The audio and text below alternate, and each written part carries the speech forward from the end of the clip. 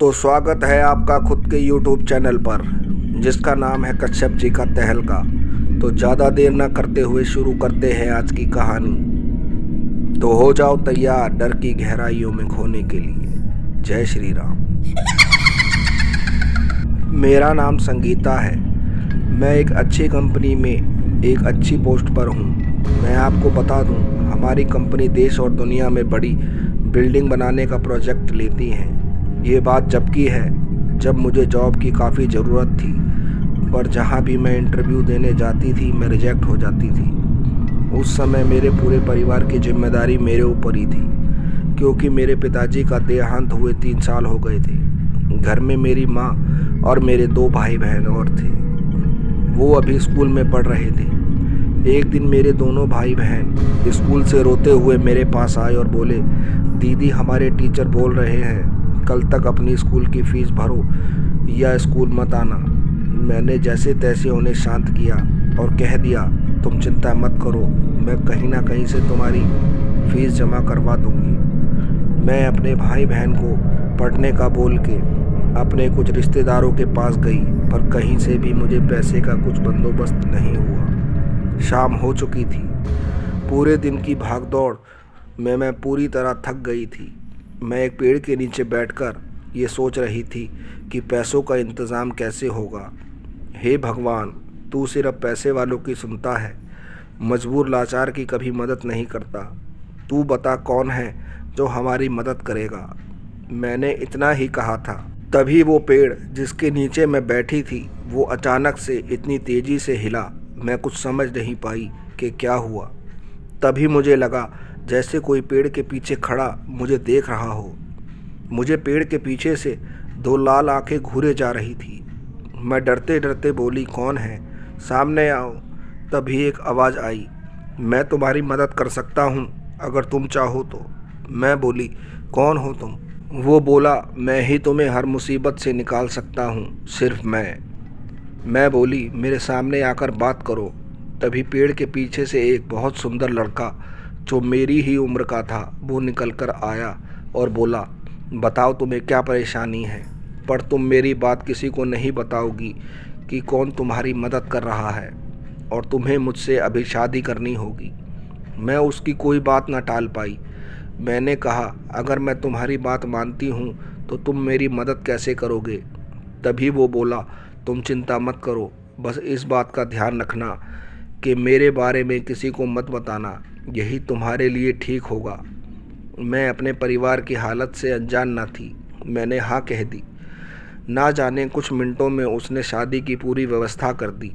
हमारी शादी हो गई। वो मुझसे बोला, इस वक्त तुम घर जाओ, मैं रात को तुम्हारे पास आऊँगा। मैंने कहा ठीक है। मैं घर आ गई। घर का माहौल देखकर मैं चौंक गई, क्योंकि मेरे दोनों भाई बहन बहुत खुश लग रहे थे।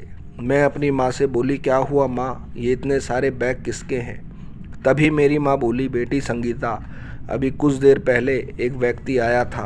वो बोलने लगा, मैं कब से आप लोगों को ढूंढ रहा था ज़मीन के पैसे देने के लिए। मैं बोली, माँ कौन सी ज़मीन, क्या हमारे पास और भी कहीं ज़मीन है? तभी मेरी माँ बोली, संगीता वो आदमी बता रहा था कि तेरे दादाजी की एक ज़मीन थी, सरकार ने वो ज़मीन खरीद ली और उस ज़मीन के सारे पैसे इन बैगों में रखे हैं। मैंने जैसे ही बैग खोला तो मेरी आंखें फटी की फटी रह गई, क्योंकि सच में उस बैग में नोट ही नोट थे। तभी मुझे ध्यान आया, वो व्यक्ति जिससे मैंने थोड़ी देर पहले शादी की थी, उसने तो नहीं किया ये सब। मैंने थोड़े से पैसे लेकर बाज़ार गई और खाने पीने की अच्छी अच्छी चीज़ें घर ले आई। हम सब ने खूब खाया और सोने लगे। आधी रात का वक्त होगा। मुझे लगा जैसे कोई मेरे बालों में हाथ फिरा रहा हो। मैंने झट से आंखें खोली तो वही व्यक्ति था जिससे मैंने आज शादी करी थी। उसके आने से घर में बहुत बढ़िया खुशबू आ रही थी। उस पूरी रात वो मेरे शरीर के साथ खेलता रहा। जो उसका मन हुआ उसने वो मेरे साथ करा। मुझे पता नहीं चला मैं कब सो गई। सुबह मेरी माँ ने मुझे जगाया और बोली, आज क्या सोती रहेगी पूरे दिन, उठ जा, दोपहर हो गई है। मैंने घड़ी में टाइम देखा तो चौंक गई, क्योंकि सही में दोपहर के 2 बज रहे थे। जैसे तैसे मैं उठी और नहाने के लिए बाथरूम में गई। जब मैं नहा रही थी तब मुझे अपने शरीर पर जगह जगह हाथों के निशान नज़र आ रहे थे। मुझे लगा रात को मुझे उस व्यक्ति ने कसकर पकड़ लिया था। शाम हो चुकी थी। रात को सोते समय फिर वही व्यक्ति आ गया और पूरी रात वो मेरे साथ जैसा मन आए वैसा करता रहा। कुछ महीनों बाद मुझे पता चला मैं माँ बनने वाली हूँ। मैं डर गई, अब क्या होगा। मैं सोचने लगी।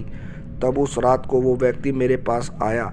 मैंने उसे रोकते हुए कहा, मैं तुम्हारे बच्चे की माँ बनने वाली हूँ, तुम हमेशा मेरे साथ रहो।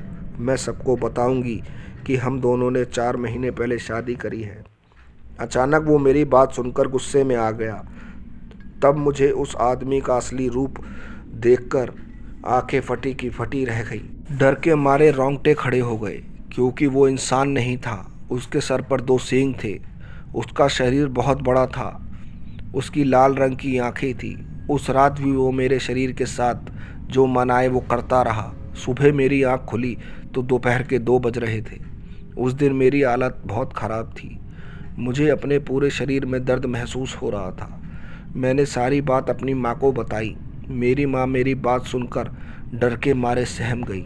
मैंने अपनी माँ को इतनी बात कही थी कि घर में रखे सारे सामान अपने आप गिरकर टूटने लगे। ना जाने कहाँ से घर में आग लग गई। मेरी हालत इतनी ख़राब थी कि मैं अपने बिस्तर से भी नहीं उठ पा रही थी। तभी चारों तरफ से एक शैतानी हंसी हमारे जलते हुए घर में गूंजने लगी। उस दिन अगर मेरी माँ मेरे साथ ना होती तो शायद आज मैं जिंदा ना होती, क्योंकि मेरी माँ मुझे अपने कंधे पर उठाकर घर से बाहर निकल आई और मुझे हनुमान मंदिर में जाकर लिटा दिया। तब मुझे उस मंदिर के पुजारी ने बताया कि तुमने उस जिन से अपना सौदा करा है। वो जब तक तुम्हें नहीं छोड़ेगा जब तक तुम उसके बच्चे को जन्म नहीं दे देती, और दुआ करो कि बच्चा मरा हुआ ही पैदा हो, तब तो कुछ हो सकता है। मैंने कहा ठीक है। उस 4 महीने में मैं मंदिर के सामने पड़ी खाली जगह में रहने लगी। जब उस बच्चे के जन्म का समय आया तो वो बच्चा मरा हुआ ही पैदा हुआ। उसके बाद मैं वहीं हनुमान मंदिर में सेवा करती रही जब भी मुझे समय मिला, और हनुमान जी की दुआ से मैं आज एक अच्छा जीवन जी रही हूँ। उसके बाद मुझे कभी वो व्यक्ति नहीं दिखा। बस दोस्तों, कहानी में इतना ही। कहानी अच्छी लगी हो तो प्लीज़ चैनल को लाइक करें, सब्सक्राइब करें, शेयर करें। जय श्री राम, जय हिंद, जय भारत।